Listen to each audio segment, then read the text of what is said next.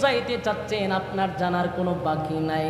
হযরত ওমর নবীর কাছে কাছে গিয়া যখন বারবার আয়াতে কারিমা যখন তেলাওয়াত করতে লাগলো, আল্লাহর নবীও বুঝতে পারছে হযরত ওমর আমারে কি বুঝাইতে চায়, কি বুঝাইতে চায়। নবীর বুঝার বাকি নাই। ওমর ডাইরেক্ট বলতে পারে না, আপনি জানাজা পড়াইন না গো নবী, আপনি জানাজা পড়াইন না। এই কথা তো হযরত ওমর ডাইরেক্ট বলতে পারে না, কিন্তু আয়াতটা বারবার নবীর কানের মধ্যে পৌঁছায়া দেওয়া হচ্ছে। আল্লাহর নবী বুঝতে পারছে ওমর আমারে কি বুঝাইতে চায়।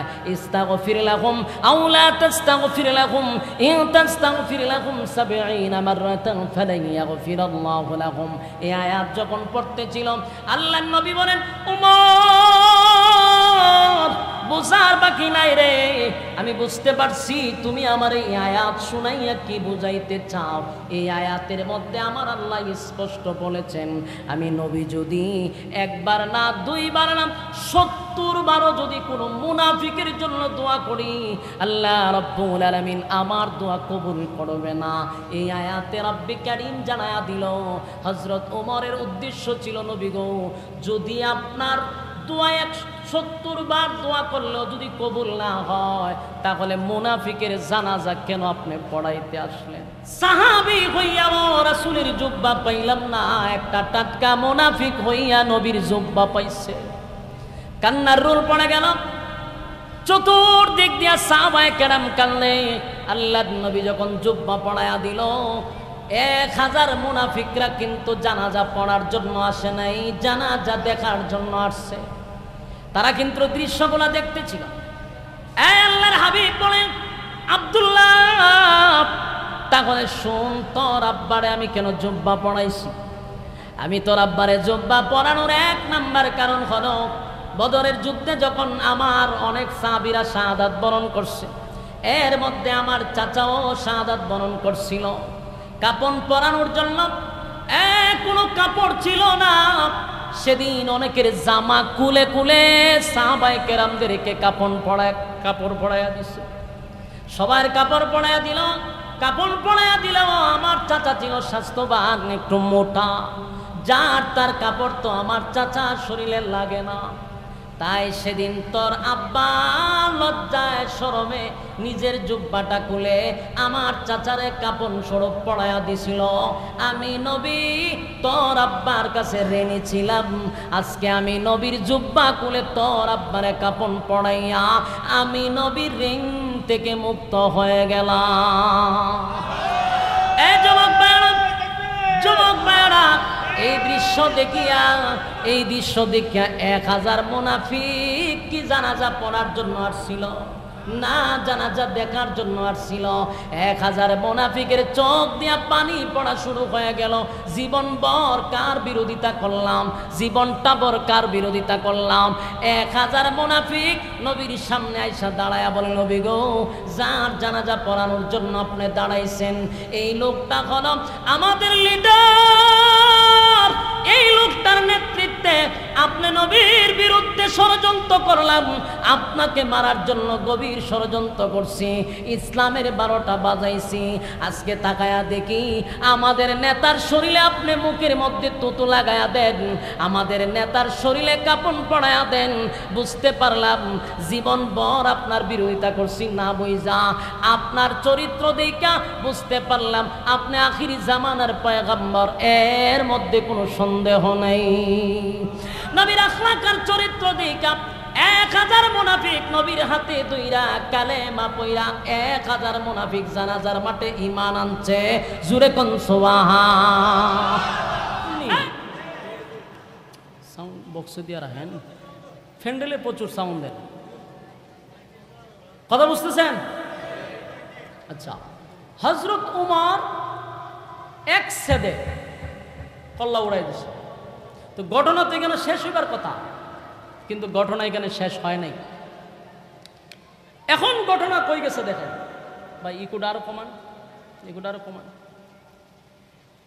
এখন যারে হত্যা করছে হযরত উমর, এই লোকের আবার আত্মীয় স্বজন আছে। এই আত্মীয় স্বজন যখন খবর পাইল যে উমরে আমাদের লোকরে মাথা বডির থেকে আলাদা করে দিছে। কেন আলাদা করছে? পুনরায় বিচার লইয়া যাওয়ার কারণে। মানে হেরা কি করছে, যে এই লোকরে হত্যা করছে এই লোকের আত্মীয় স্বজন গেছে রাসূলের দরবারে, গিয়ে আবার উমরের বিপক্ষে মামলা করছে, উমরের বিরুদ্ধে মামলা করছে। উনানদার দরবার হয়ে যাইতেছে, বুঝেননি? উমরের বিরুদ্ধে মামলা করছে। কি মামলা?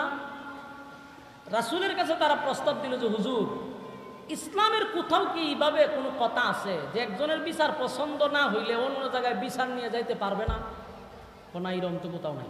একজনের বিচার পছন্দ হয়েছে না, সে আরেকজনের কাছে যাবে, এটা কোনো অসুবিধা নেই। তাহলে আমাদের ভাই আপনার বিচার পছন্দ হয়েছে না, সে উমরের কাছে গেছে পুনরায় বিচার লইয়া, এই কারণে কি উমর আমার বাইরে হত্যা করতে পারে? আমরা আপনার কাছে মামলা করছি, বিচার করেন। বিচারটা কিন্তু রাসূলের কাছে দিছে। এখন ইসলামিক বিচার হলো, ইসলামের বিচার হলো হত্যার বদলা। ও আপনারা কোনো কথা বুঝেন না মনে, আওয়াজ যায়নি? ইসলামের বিচার কি? হত্যার বদলা হত্যা।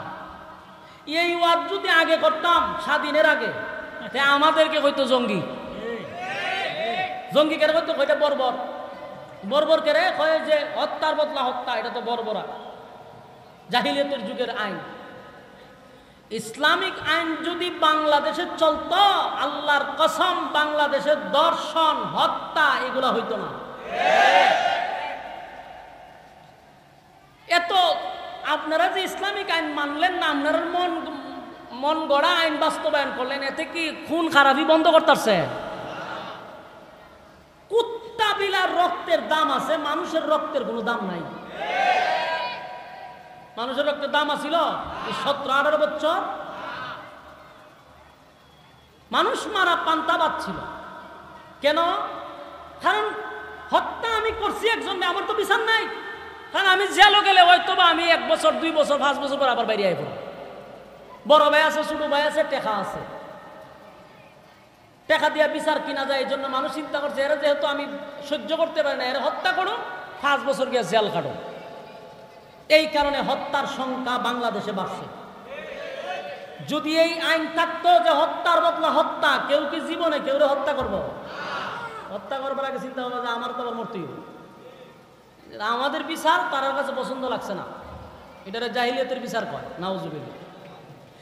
দর্শন যেই পরিমাণ বাংলাদেশে দর্শন হইছে, 4 বছরের শিশু থেকে নিয়ে 80 বছরের বৃদ্ধা পর্যন্ত বাংলাদেশের জানোয়ারের কাছ থেকে রেহাই পায় নাই। প্রতিদিন পত্রিকা করলে খালি দর্শন দর্শন দর্শন। কেন? সঠিক বিচার হয় নাই বাংলার জমিনে। দর্শন করছে একটা, দৈরা নিছে আরেকটারে। যারা দর্শন করছে এটা দলের লোক, অহন মান সম্মান লইয়া টানাটানি, তাই একটা প্রতিবন্ধীর রাস্তাতে আইনা টাইনা কয় হে দর্শন করছে। হে কয় দর্শন শব্দ কি দেখতেছি না? কি তামসা দেখা গেছে, কি নাটক করে গেছে বাংলাদেশটার মধ্যে। সম্মানিত সুধী, এখন ইসলামের বিচার হইল হত্যার বদলা হত্যা।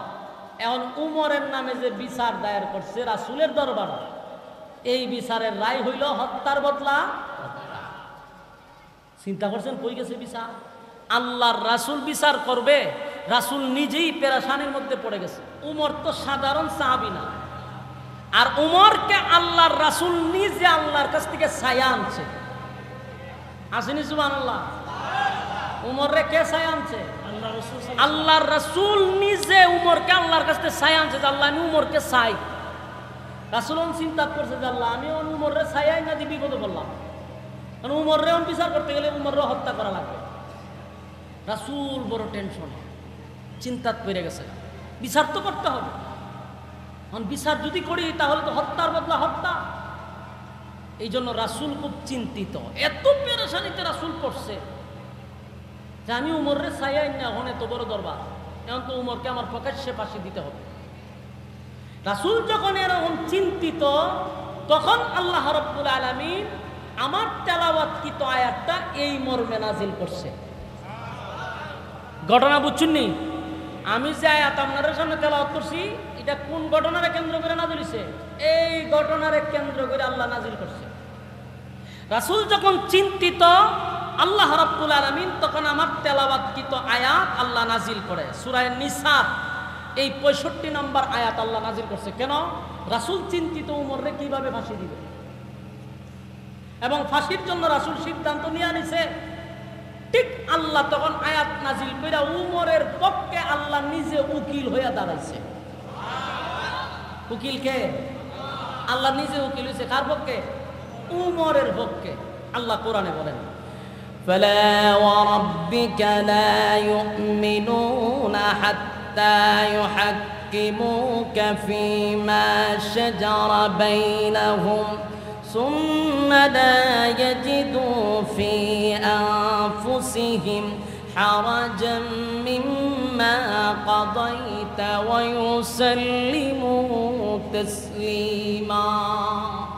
এই সূরা নিসার 65 নম্বর আয়াত। রাসূল যখন সিদ্ধান্ত নিল উমরকে হত্যা করা হবে, হত্যার বদলে, আল্লাহ তখন আয়াত নাজিল করে বলেন, হে রাসূল, আপনার রবের কসম, উমর কোনো অন্যায় করে নাই। সুবহানাল্লাহ। শুনি, আল্লাহ আয়াত নাজিল করে কয় উমর কোনো হত্যা করে নাই, এবং কি কইছে? আপনার রবের কসম, উমর কোনো অন্যায় করে নাই, উমর কোনো অপরাধ করে নাই, উমর নিরপরাধ কোনো মানুষকে হত্যা করে নাই। উমর যেটা করছে এটা সঠিক করছে। যারা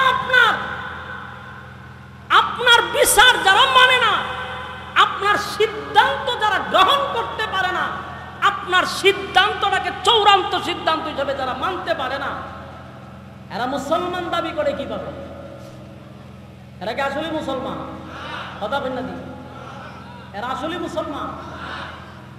সমাজে অনেক মানুষ আছে এখনো তারার মুখে দাঁড়িয়ে আছে, টুপি আছে, নিজেরে মুসলমান দাবি করে, কিন্তু আল্লাহর কোরআনের আইন তার পছন্দ লাগে না, নবীর সুন্নাহ অনুযায়ী জীবন যাপন করতে তার ভালো লাগে না।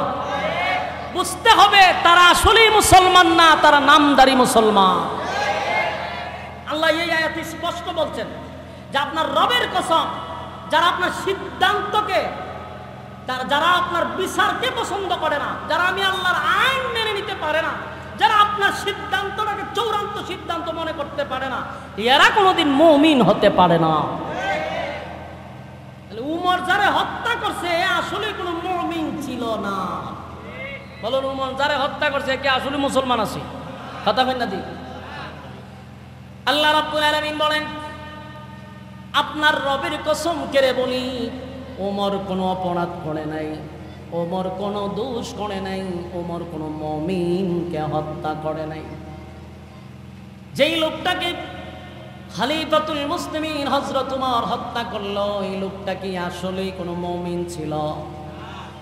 আমি কিন্তু শুরু থেকেই বলতেছিলাম এই লোকটা ছিল নামদারি মুসলমান, নামদারি মুসলমান। আল্লাহ নবী যেখানে বিচার করে রায় দিল, তার এটা পছন্দ হয় নাই, জন্য বিচারের জন্য গেছে উমরের কাছে। আর হযরত ওমর বুঝতে পারছে কোনোদিন মুসলমান হতে পারে না। হে মুসলমান হয় কেমন? আমার রাসূল বিচার করছে, এর পছন্দ হয়েছে না, তো উমর বুঝতে পারছে এ আসলে কোনো মুসলমান না, তাই উমর তারে হত্যা করছে। যদি লোকটা প্রকৃতপক্ষে মুসলমান হইতো আর উমর যদি হত্যা করতো তাহলে অপরাধ, একজন মুমিনকে হত্যা করছে। কিন্তু উমর কোনো মুমিন বান্দাকে হত্যা করে নাই। আল্লাহ ডাইরেক্ট সিদ্ধান্ত দিছে উমরের পক্ষে, আল্লাহ নিজে উকিল হইয়া আল্লাহ বলেন যে আমি তোমার রবের কসম করে বলি, উমর কোনো অপরাধ করে নাই, উমর কোনো মুমিনকে হত্যা করে না, একটা মুনাফিককে হত্যা করছে। আর এই মুনাফিক যদি থাকতো তাহলে সমাজে ভাইরাস আরো সৃষ্টি হইত। মুনাফিক খুব খারাপ। ওমর যারা হত্যা করছে সে কি আসলে মুমিন ছিল না মুনাফিক ছিল? এই মুনাফিক কি এখনো আসেনি? অনেক মুনাফিক আছে। সাবধান, মুনাফিকের ব্যাপারে আল্লাহ আরেক আয়াতে বলেন, আল্লাহ বলেন যে মুনাফিকের জন্য আপনি নবী যদি কমপক্ষে 70 বার দোয়া করেন কাম হইতো না। কথা কি বুঝতেছেন? একবার না, রাসূলকে বলছে আপনি যদি মুনাফিকের লাগি অন্তত 70 বার দোয়া করেন, এটা জানা রাখবেন যে আমি আপনার দোয়া কবুল করব না। আল্লাহ অন্য আয়াতে বলেন, ইস্তাগফির লাহুম আও লা তাস্তাগফির লাহুম ইন তাস্তাগফির লাহুম 70 মাররাতান ফালান ইয়াগফিরাল্লাহু লাহুম যালিকা বিআন্নাহুম কাফারু বিল্লাহি ওয়া রাসূলিহি ওয়াল্লাহু লা ইয়াহদিল কওমাল ফাসিকিন। মুনাফিকের জন্য আপনি নবী যদি একবার না 70 বার দোয়া করেন, আমি আপনার দোয়া কবুল করব না। কথা বুঝতেছেন? তাহলে মুনাফিক মারাত্মক ধরনের ভয়ঙ্কর। এটা সবচেয়ে বেশি মুসলমানের ক্ষতি করছে। ইসলামের সবচেয়ে বেশি 12টা বাজাইছে মুনাফিক। এই শীষ বন্ধ করেন। এই জন্য আল্লাহ বলেন ইস্তাগফির লাহুম আও লা তাস্তাগফির লাহুম ইন তাস্তাগফির লাহুম 70 মাররাতান ফালান ইয়াগফিরাল্লাহু লাহুম যালিকা বিআন্নাহুম কাফারু বিল্লাহি ওয়া রাসূলিহি ওয়াল্লাহু লা ইয়াহদিল কওমাল ফাসিকিন। যুবক ভাইরা আমার, মুনাফিক এত ভয়ঙ্কর, এত ভয়ঙ্কর, এত ভয়ঙ্কর, কিয়ামতের ময়দানে সবচেয়ে বেশি নিকৃষ্ট জায়গায় আল্লাহ মুনাফিকরে রাখবে। আল্লাহর নবী নিজেই বলছেন, কাফেররা ইহুদিরা আমার এত ক্ষতি করে না, মুনাফিকরা যেই ক্ষতি করছে। মুনাফিক চিনা বড় কঠিন। মুনাফিক আপনি চিনবেন কেমন? আপনার থেকে লম্বা আরো বেশি দাড়ি, আপনার থেকে টুপি আরো বেশি উঁচা, আপনার থেকে পাঞ্জাবি আরো বেশি লম্বা। এর আপনি মুনাফিক বুঝবেন কেমন? ইসলামের 12টা তারা বাজাচ্ছে। সম্মানিত শুধু রাসূল আরবি সাল্লাল্লাহু আলাইহি সাল্লামের কাছে একবার একটা লিস্টে আসছে। কিসের লিস্টি? মুনাফিকের লিস্ট। তো রাসূল মুনাফিকের লিস্টিটা পড়া দেখে সর্বপ্রথম যার নাম লেখা, মাশাআল্লাহ এই লোক রাসূলের পিছনে নামাজ পড়ে। আমার কথা বুঝতেছেন? আওয়াজ যাইতেছে? বলুন তো দেখি, 1 নাম্বার মুনাফিক কার পিছনে নামাজ পড়ে? একবারে বরাবর রাসূলের পিছনে, বরাবর। রাসূল কয় সর্বনাশ, আমার থেকে লম্বা হের দাড়ি, পাঞ্জাবিও আমার থেকে কম না, ফাগরিও আছে, পকেটে মিসওয়াকও আছে, কিন্তু এদি শয়তানের খারাজিল কি? কারণ লিস্টির প্রথম নাম্বারই তার নাম। এই ব্যাপারে রাসূল কোনো টু শব্দ করে নাই, কিন্তু এই লোকটা গোপনে গোপনে রাসূলের অনেক ক্ষতি করছে, রাসূলকে মারার জন্য চেষ্টা করছে, ইসলামের ক্ষতি করছে, ইসলামকে 12টা বাজানোর জন্য যা যা করার লোকটা করতেছে। আল্লাহ রাসূলের কাছে লিস্টিও চলে আসছে, রাসূল কারোর কাছে বলে নাই। কিন্তু যেই লোকটা রাসূলের পিছনে নামাজ পড়ে তার একটা ছেলে আছে, তার নাম হলো আব্দুল্লাহ। এই লোকটা আবার রাসূলের কলিজার টুকরা সাহাবী, মানে মুনাফিকের ছেলে। তো একদিন রাসূলের কাছে আসছে, আয়েশা রাসূলের কাছে বসে বসে কাঁদতেছে, ওই মুনাফিকের ছেলে। আল্লাহ রাসূল জায়গায় কান্দো কা? বলো হুজুর আমার আব্বাটা মারা গেছে। তো রাসূল তো জানে এর বাপ যে কিতা আছে, কথা এখন জানেনি। কে জানাইছে? আল্লাহ লিস্টি পাঠাইছে। তো হে বলতেছে যে আমার বাবা মারা গেছে। রাসূল কইতো তোমার বাপ মারা গেছে, আমার দ্বারা বইয়া কান্দো কেন? কই হুজুর কান্দি কি এমনি? আমার বাপ যে শয়তানের খারাজিল কি আছেন এটা আপনি ভালো করে জানেন, আমিও জানি। ইসলামের ক্ষতি কতটুকু করছে সেটাও জানি, কিন্তু বাপ তো মারা গেছে, কষ্ট লাগে। রাসূল বলে আমি কি করবো? বলে হুজুর আমার দিলটা সাক্ষী দেয় আমার বাপ তো জাহান্নামে যাবে, কিন্তু আপনি নবী যদি আমার বাপের জানাজাটা পড়ে দিলাইতেন তাহলে আমার দিলটারে শান্তি দিতাম যে আপনি পড়াইছেন জানাজা, নিশ্চিত আমার বাপরে আল্লাহ মাফ করে দিবেন। সুবহানাল্লাহ। আসেনি? রাসূল তো দয়ার সাগর, মায়া দয়া বেশি। রাসূল বলছে ঠিক আছে, যদি আমি জানাজা পড়াইলে তোমার আব্বারে আল্লাহ মাফ করে দেয়, আমার অসুবিধা কি? জানাজা পড়াবো, যাও। যেই কইছে পড়াবো, একটা সেকেন্ড দাঁড়াইছেন, একটা দৌড় মারছে। সাহাবীরা জিগে লোকটা দৌড়ে কা, কারণ উনি তো সাহাবী, ভালো করেই জানে যদি দাঁড়ায়া থাকি আর জিবরাইল আয়াত নাজিল করে বলে হুজুর জানাজা পড়ায়েন না, আমি সব হারাবো। এই জন্য রাসূলের কাছে দাঁড়াইছেন, দৌড় মারছে। আব্দুল্লাহ গোটা মদিনার অলিতে গলিতে গিয়া মানুষের কাছে প্রচার প্রসার করে দিল যে আমার আব্বা যে মারা গেছে, আমার আব্বার জানাজা কিন্তু আমার নবী পড়াবে। পাবলিসিটিং করছে, চতুর্দিক দিয়ে পাবলিসিটিং করা শুরু করলাম। মদিনার আনাচে কানাচে, শহরে বন্দরে, গ্রামে গঞ্জে সব জায়গায় প্রচার প্রসার করে দিল আমার আব্বার জানাজা কিন্তু আমার নবী পড়াবে। যে শুনে সেই আতঙ্কে, যে শুনে সেই অবাক হয়ে যায়। এত বড় একটা লিস্টির প্রথম নাম্বারে যার নামটা মুনাফিকের সর্বপ্রথম যার নাম, এত বড় ইসলামের দুশ্মনের জানাজা নবী কেমনে পড়া, এটাই তো আশ্চর্যের ব্যাপার। সাহাবায়ে কেরাম শুনে আশ্চর্য হয়ে গেছে। যে শুনে সেই মাথায় হাত দিয়া বলে, না হতে পারে না, এত বড় ইসলামের শত্রুর জানাজা আমার নবী পড়াইতে পারে না। এটা কিভাবে মাইনা নেই? এটা কি সম্ভব?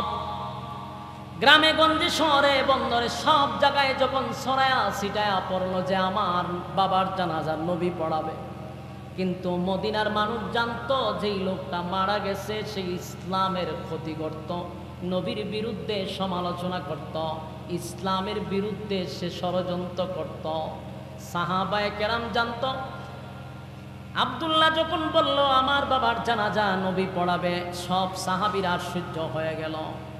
এমনি তো জানাজায় কেউ যাইতো না, যখন শুনছেন নবী জানাজা পড়াবে কেউ কি আর ঘরে থাকলো? খবর পৌঁছে গেল মুনাফিকের কানে।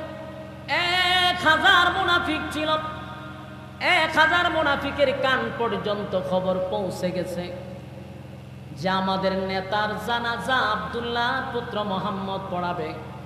মুনাফিকরাও আশ্চর্য হয়ে গেল।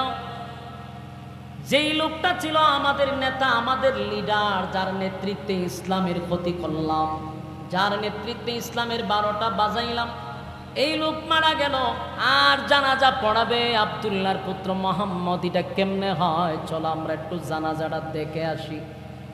স্মরণ রাখবেন, জানাজা পড়তে যায় না, দেখতে যায়। 1000 মুনাফিক জানাজা দেখার জন্য তারা প্রস্তুতি নিল। আর অন্যদিকে মুসলমানরা নবী জানাজা পড়াবে এই কথা শুই না পাগল পাগল হয়ে গেল। আর ভিতরে একটাই প্রশ্ন, কেমনে রে আমার নবী এই মুনাফিকের জানাজা পড়াবে? দলে দলে দলে দলে গ্রামে গঞ্জে সব জায়গার থেকে মানুষের আনাগোনা, জানাজার মাঠে মানুষের এত সমাগম হয়েছে, চতুর্দিক দিয়া মানুষের আনাগোনা। অন্যদিকে এই আওয়াজটা চলে গেছে খলিফাতুল মুসলিমিন হযরত উমরের কানে। খলিফাতুল মুসলিমিন উমর বুঝতে পারছেন নবী জানাজা পড়বে, এই কথা শুনছে। শোনার পরে উমর মেজাজ গরম হয়ে গেছে। খলিফাতুল মুসলিমিন উমর চিৎকার দিয়া বলেন, না এটা তো হওয়া সম্ভব না, এত বড় ইসলামের শত্রুর জানাজা নবী কেমনে পড়াবে? তাই হযরত উমর একটা সেকেন্ড দেরি করলেন না, দৌড়াইয়া জানাজার মাঠে চলে গেলেন। গিয়া দেখে সব সাহাবায়ে কেরামরা দাঁড়ায় আছে, আল্লাহর হাবিব সেখানে উপস্থিত। খলিফাতুল মুসলিমিন হযরত উমর মনে মনে সিদ্ধান্ত নিছিল রাসূলকে গিয়া জানাজা বন্ধ করে দিব, রাসূলকে নিষেধ করব জানাজা যেন না পড়ায়। কিন্তু যখন জানাজার মাঠে চলে গেল হযরত ওমর ভিতরে ভিতরে চিন্তায় পড়ে গেল, আমি উমর রাসূলকে তো অর্ডার করতে পারি না, রাসূলকে তো আমি অর্ডার দিতে পারি না যে আপনি জানাজা পড়ায়েন না, এটা তো আদেশ হয়ে যায়, আমি তো আদেশ করতে পারি না। কিন্তু খলিফাতুল মুসলিমিন হযরত ওমর কোনোভাবেই মাইনা নিতে পারল না, এত বড় টাটকা মুনাফিকের জানাজা নবী পড়াবে, এটা আমরা কোনোভাবেই মেনে নিতে পারি না। হযরত ওমর নবীর কাছে গিয়া দাঁড়াইছে, সাহস নাই বলবে যে জানাজা পড়ায়েন না। কিন্তু হযরত ওমর চিন্তায় পড়ে গেছে, নবীর আটকায় কি বল, ডাইরেক্ট বলতে পারি না কিন্তু ইনডাইরেক্ট তো বলা যায়। তাই হযরত ওমর নবীর কানে কানে কানে জুড়ে জুড়ে আওয়াজ দিয়া বলতে লাগলো, ইস্তাগফির লাহুম আও লা তাস্তাগফির লাহুম ইন তাস্তাগফির লাহুম 70 মাররাতান ফালান ইয়াগফিরাল্লাহু লাহুম যালিকা বিআন্নাহুম কাফারু বিল্লাহি ওয়া রাসূলিহি ওয়াল্লাহু লা ইয়াহদিল কওমাল ফাসিকিন। এই আয়াত আল্লাহর নবীর চতুর্দিকে ঘুরে আর বলে, নবী গো এই আয়াতের মধ্যে আল্লাহ রাব্বুল আলামিন কি বলছেন, কি বুঝাইতে চাচ্ছেন আপনার জানার কোনো বাকি নাই। হযরত ওমর নবীর কাছে কাছে গিয়া যখন বারবার আয়াতে কারিমা যখন তেলাওয়াত করতে লাগলো, আল্লাহর নবীও বুঝতে পারছে হযরত ওমর আমারে কি বুঝাইতে চায়, কি বুঝাইতে চায়। নবীর বুঝার বাকি নাই। ওমর ডাইরেক্ট বলতে পারে না, আপনি জানাজা পড়েন না গো নবী, আপনি জানাজা পড়াইন না, এই কথা তো হযরত ওমর ডাইরেক্ট বলতে পারে না। কিন্তু আয়াতটা বারবার নবীর কানের মধ্যে পৌঁছায়া দেওয়া হচ্ছে। আল্লাহর নবী বুঝতে পারছে ওমর আমারে কি বুঝাইতে চায়। ইস্তাগফির লাহুম আও লা তাস্তাগফির লাহুম ইন তাস্তাগফির লাহুম ৭০ মাররাতান ফালান ইয়াগফিরাল্লাহু লাহুম। এই আয়াত যখন পড়তেছিল আল্লাহর নবী বলেন, ওমর বুঝার বাকি নাই রে, আমি বুঝতে পারছি তুমি আমার এই আয়াত শুনাইয়া কি বুঝাইতে চাও। এই আয়াতের মধ্যে আমার আল্লাহ স্পষ্ট বলেছেন, আমি নবী যদি একবার না দুইবার না ৭০ বারও যদি কোনো মুনাফিকের জন্য দোয়া করি, আল্লাহ রাব্বুল আলামিন আমার দোয়া কবুল করবে না। এই আয়াতে রাব্বি কারীম জানায়া দিল হযরত ওমরের উদ্দেশ্য ছিল, নবী গো, যদি আপনার দোয়া ৭০ বার দোয়া করলেও যদি কবুল না হয়, তাহলে মুনাফিকের জানাজা কেন আপনি পড়াইতে আসলেন? এটা ওমর তো ডাইরেক্ট বলতে পারে না, আয়াত দিয়া নবীরে বুঝায়া দিছে। কিন্তু আয়াতের মধ্যে কি লেখা, আপনি নবী যদি ৭০ বারও দোয়া করেন মুনাফিকের জন্য, আমি আল্লাহ আপনার দোয়া কবুল করব না। কিন্তু আল্লাহর নবী বলেন, ওমর এই আয়াতের মধ্যে আল্লাহ রাব্বুল আলামিন বলছেন ৭০ বার দোয়া করলেও দোয়া কবুল হবে না। কিন্তু ওমর রে, আমারে আল্লাহ এত দয়া মায়া কেন দিল? আমার মনের ভিতরে উম্মতের প্রতি এত মায়া কেন? আমার মনটা চায়, আমার আল্লাহ বলছে ৭০ বার দোয়া করলেও দোয়া কবুল হবে না। ওমর রে, আমার মনটা চায় আমার উম্মতের জন্য আমি ১০০ বার দোয়া করলে যদি আমার আল্লাহ দোয়াটা কবুল করে। হযরত ওমর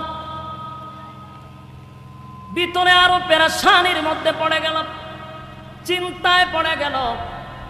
নবীর কানে কানে বারবার আয়াতটা শুনাইলাম যে, নবী গো, আপনি ৭০ বার দোয়া করলে যদি কবুল না হয়, এমন ব্যক্তির জানাজা পড়ানোর তো প্রয়োজন নাই। কিন্তু আল্লাহর নবী হযরত উমরকে বলে, উমর রে, এই আয়াতের মধ্যে দুয়ার কথা বলছে, জানাজা পড়াবো না এমন কোন আয়াত তো আমার মালিক নাজিল করে নাই। বলুন, এই আয়াতে কি জানাজা নিষেধ করছে না দোয়া নিষেধ করছে? হ্যাঁ, মনোযোগ আসেনি? তা আমার দিকে না তাকাইবেন, মনোযোগ দিয়ে শুনুন। বলুন, এই আয়াতে কি জানাজার কথা নিষেধ করছে না দোয়ার কথা? ওই ওয়াজ করতাম, সব পিছনে সাইরা দিতাম নি আমি। বুঝতে পারছি আপনারও যদি বিরক্ত লাগে, আমার কিন্তু ডাবল সুবিধা, অসুবিধা নাই, আমার আরাম লাগতেছে না। কিন্তু মনোযোগ দিন না তো। হঠাৎ করে সব ছাত্ররা সাদা কাপড় পরে আসছে, আপনারা আর জীবনে দেখছেন না। এরা তো এই মাদ্রাসার ছাত্র, তো এইভাবে চাই হয়েছে। তখন কি আর ওয়াজ করবো না আমি ওয়াজ করবো, চিন্তা তৈরি গেছিল। আপনারা চাইবেন এদিকে, চাই হয়েছেন এদিকে। মনোযোগ দিয়া শুনেন, আপনারা বিরক্ত লাগলে আমার কন্যা করে। আচ্ছা ঠিক আছে, আমি অল্প সময় ছেড়ে দিতেছি ইনশাল্লাহ, আর 10 মিনিট না। বুঝতে পারছি লক্ষণ খারাপ। আপনারা যেহেতু আরেকখান চাই রয়েছেন, তা আমি ওয়াজ করুন কেন? টিউবওয়েলে যখন পানি আনেন তখন টিউবওয়েলের খলস কোথায় দেয়? টিউবওয়েলের মুখে তেমন লাগে না, না ওই দিকে দিলে চলবো? ওয়াজ যিনি করে তার মুখের দিকে না তাকাইলে ওয়াজিও ওয়াজ করতে পারে না, আর আপনারা হইন্য লাভ নাই। মনোযোগ দিয়ে শুনেন, মনোযোগ দিয়ে। এই আয়াতে আল্লাহ রাব্বুল আলামিন বলছেন কি, যে ৭০ বার দোয়া করলেও মুনাফিকের জন্য কি হবে না? কবুল হবে। তোমার তো এই আয়াত কেন রেফারেন্স হিসাবে দিল? যাতে নবী এটা বুঝা জানা জানা না পড়ায়। উমরের রাগ আর সবার রাগ তো একরকম না। উমর সাধারণ কোন সাহাবী না, এখানে হাজার হাজার সাহাবী ছিল, কারো সাহস নাই নবীর সামনে দাঁড়ায় কথা বলা। কিন্তু উমর ডাইরেক্ট রাসূলকে প্রশ্ন না করে আয়াত শুনাইতেছে বারবার। কিন্তু রাসূল উমরকে এমন এক কথা বলছে, উমরও দেখে যে কথা তো ঠিক। আল্লাহ তো কোথাও বলে নাই যে জানাজা পড়ায়েন না, আল্লাহ বলছে দোয়া করেন না। তো রাসূল তো জানাজা নে পড়াইবে। কিন্তু হযরত উমর কোনোভাবেই চাচ্ছে না যে এই মুনাফিকের জানাজাটা রাসূল পড়াক। উমর চাইতেছে না। তাই আল্লাহর নবীর কাছে বারবার আয়াতে কারিমা তেলাওয়াত করিয়া নবীর সামনে বারবার আয়াতটা পড়তেছিল। আল্লাহর নবী বলেন, উমর তুমি আমারে কি বুঝাইতে চাচ্ছ আমি বুঝতে পারছি। আয়াতের মধ্যে আল্লাহ বলছে 70 বার যদি আমি দোয়া করি আমার আল্লাহ আমার দোয়া মুনাফিকের জন্য কবুল করবে না। কিন্তু উমর এই আয়াতের কোথাও তো রব্বে কারীম কোথাও তো একবারও বলে নাই গো যে আমি জানাজা পড়াইব না, এমন কথা আল্লাহ বলে নাই, এমন কথা বলে নাই, এমন কথা বলে নাই। তাই আল্লাহর পয়গম্বর জানাজা পড়ানোর জন্য জানাজার মাঠের সামনে দাঁড়ায়া গেছে। যেই মাত্র দাঁড়ায়া গেছে খলিফাতুল মুসলিমিন হযরত ওমর বুঝতে পারলো আর উপায় নাই, নবী জানাজা পড়াবে, নবী জানাজা পড়াবে, নবী জানাজা পড়াবে। এবার নবীজি জানাজা যখন পড়ায়া দিল হযরত ওমর রাগান্বিত হইয়া বসা ছিল, নবীর উপর দিয়া কথা বলতে পারতেছে না। যাই হোক আলহামদুলিল্লাহ, আমাদের আজকের মাহফিলের মধ্যমণি, আমাদের আজকের মাহফিলের মধ্যমণি ফিরে কামেল আল্লামা মুফতি ওলিউর রহমান সাহেব দামাত বরকাতুহুম চলে আসছে। আমার আলোচনার একেবারে শেষ প্রান্তে ছিলাম, কিন্তু যতটুকুই হয়তোবা গুছাইতে পারি না। ইনশাআল্লাহ নেক্সট টাইমে দেখা হবে।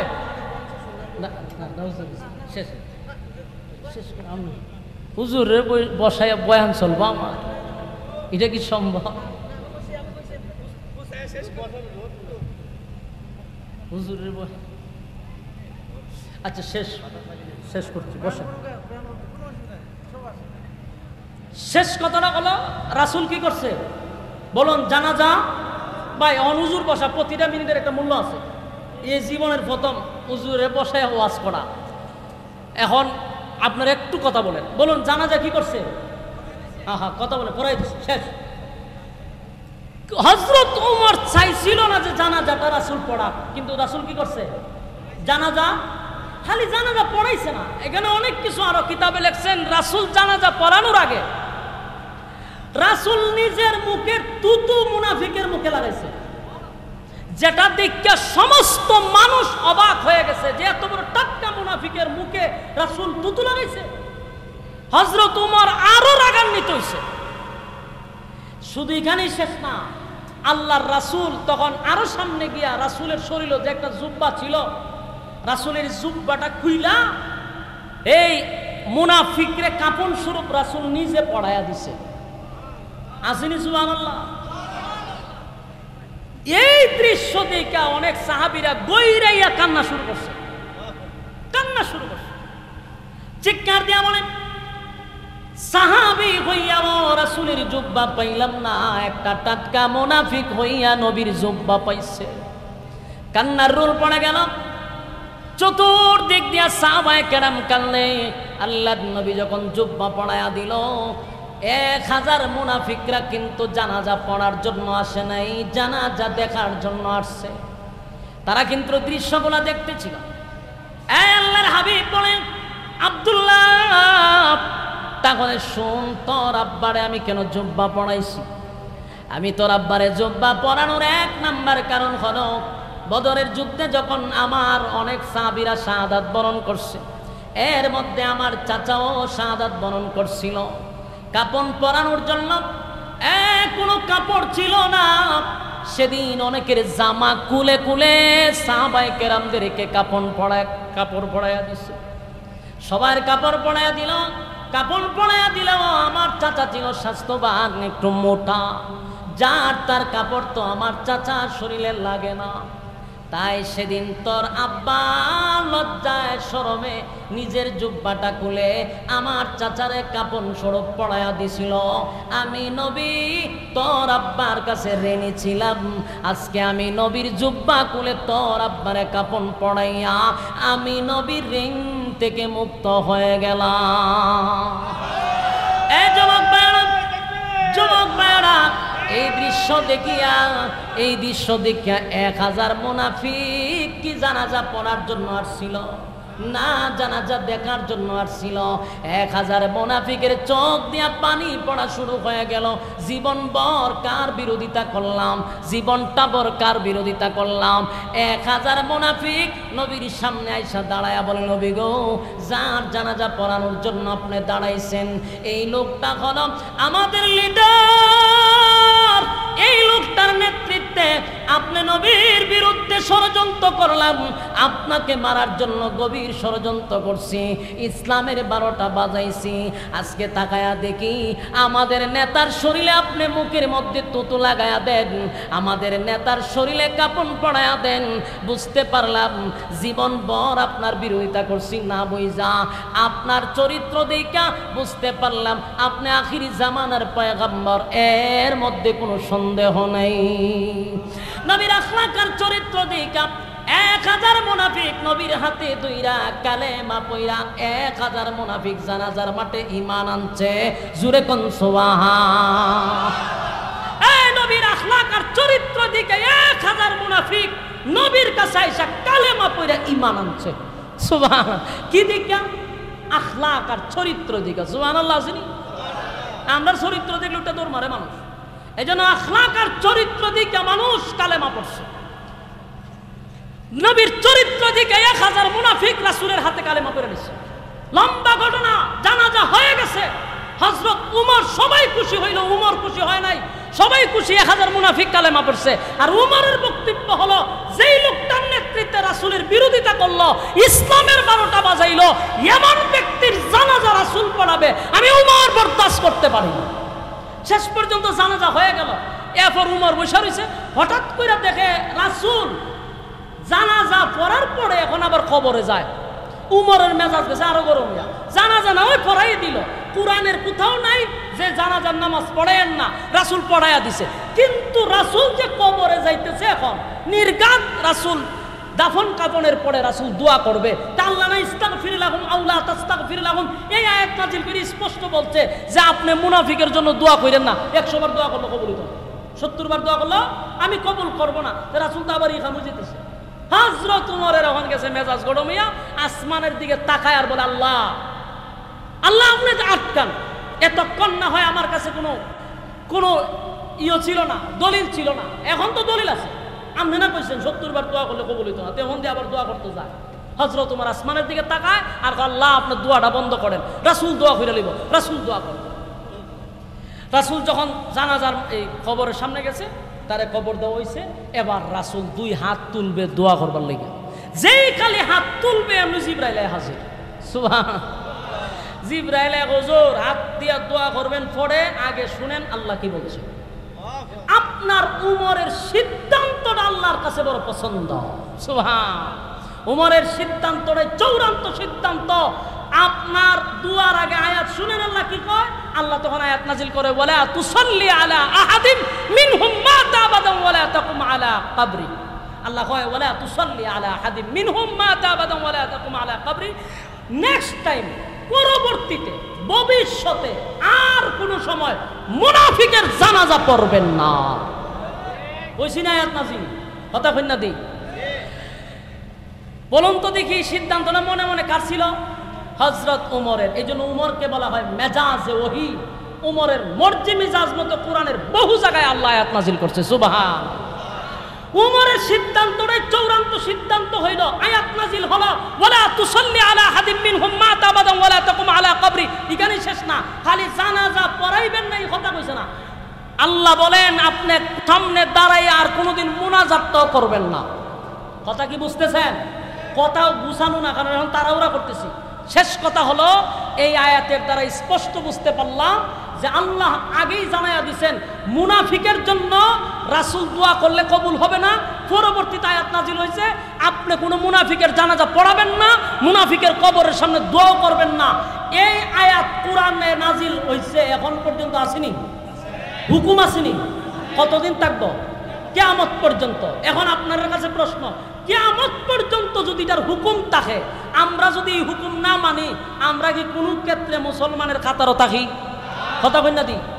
তাহলে কোরআন নাজিল হয় তার বিশেষ কোনো প্রেক্ষাপটে, তার হুকুম থাকে কিয়ামত পর্যন্ত।